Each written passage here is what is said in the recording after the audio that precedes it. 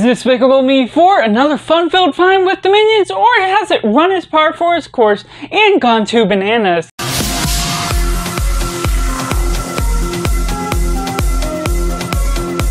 Welcome to Cinema, where we focus on a film. I'm Josh, this is Simply Cinema. Let me know down in the comments below what you thought of Despicable Me 4. Do you like it? Do you not like it? Or is it somewhere right in the middle? Make sure to like this video if you enjoy it. Subscribe if you're already. Join in Film Culture Community, where we talk about the love of cinema as a whole. But going right into synopsis. Gru, Lucy, and the girls take on a new member of the family, his son, Gru Jr. But in the meantime, Maxine Lemall becomes a new nemesis to face off Gru, which forces Gru and his family to go on a run. And getting right into positives, this is a film that is fun and it's for the family. It knows its audience and it has a consistent tone throughout with its good animation that flows and has a little bit of improvement while also not being too jarring or updated from the rest of the franchise, looking too out of place when you're watching them in order. And so the flow of everything, the story structure, is good enough for what it has to handle. The characters are consistent with what you're expecting out of them, and the good introduction of Gru Jr. is a lot of fun with the laughs you can have with that. The theater loved it just with the laughs they had throughout the show, and this really knows its younger audience and the humor that you can have for it as a family. Just being able to enjoy the nature of how it just can go off the rails with its bonkers and analytics and ideas that just doesn't take itself too seriously and just plays its own genre for giving a good family time in the whole. And going into some of the mixed elements, there's some ideas that just don't feel fully complete, certain story plots or subplots that don't feel as fleshed out, and some of the girls, their relationship with Gru Jr. doesn't really get adequately played on with.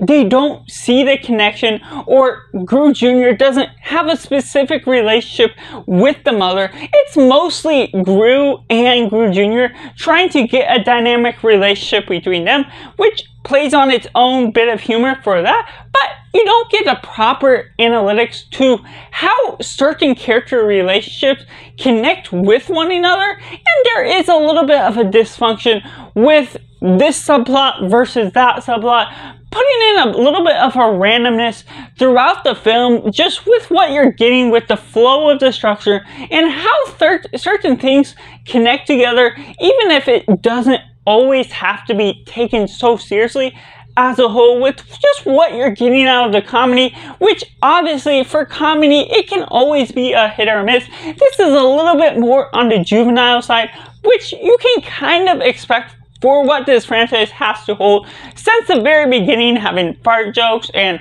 potty humor. But this, even though it's on the lighter side of that, you're not getting so much on the Minions side in one sense, because it's not a purebred Minions movie.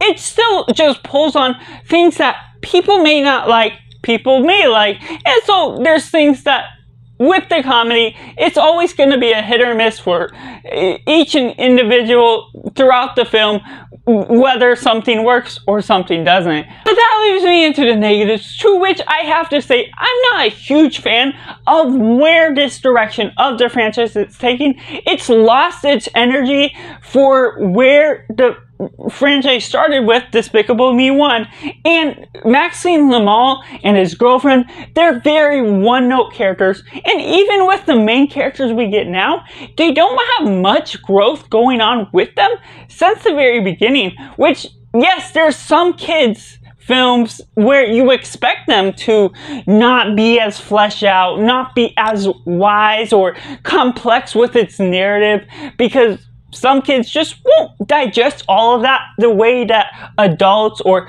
someone my age would. But that doesn't hold back the film from being able to have that potential, especially since Despicable Me 1 introduced us with something where the characters have a progression. Gru has to learn to put aside his villainous side in order to appreciate the girls, and there's a complex narrative within the villain as well, what we get from that, and leading on throughout the franchise, it's sort of becoming more dumbed down in a way that while it works for a particular audience, some of the humor still bleeds into this one.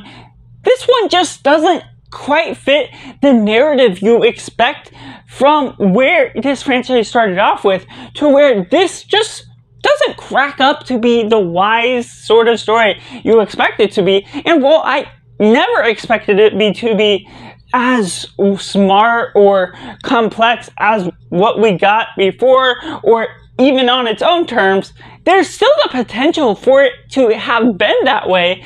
And everything that has to do with the humor, it can still play along that same note, but it's missing all the different character arcs, the complex characters that have depth. And especially with Maxime Lemont, he might be one of the least compelling villains. He's just a high school person that's one of Gru's past enemies, and there's a simple thing in the past that he's trying to get revenge on, and the only reason he becomes a villain again is because of one little thing Gru does in the present day that just activates the story in a direction that isn't too compelling. It has the action, it has the humor for the audience it's specifically entailed for, even if it's not me. But I still just feel there's a lot to be had with what could have been that we just don't properly get with this tale, with everything that I could have, with just building upon complex narratives with where the girls are going from here. There's just little side contrivances or plot details that just don't mean too much. It's like small little tidbits just to keep you engaged with what each character sort of wants, but they're tiny motivations that don't build upon what they could be as characters or what the revelation is that gets an earning for them to get what they need in the future. And there's small subplots that just don't make quite as much sense, where Lucy gets this new job that just doesn't fit her, and there's just so many questions that go into play with why certain things have to play out the way they are, and how certain things, and of course there's the plot protection on our main characters, so there's not too much eminence of the danger that's felt within the threat of the villain or everything that's flowing on throughout. There's dangerous missions, but there's some things that go about different ways that show there's not going to be any deaths or anything near what you might expect them to be, at least injured or slowing them down after having too much energy burned off. And so just with everything that flows out, I'm not here to rant about this film for what it properly can be and the potential it has, because that's the main thing that's missing.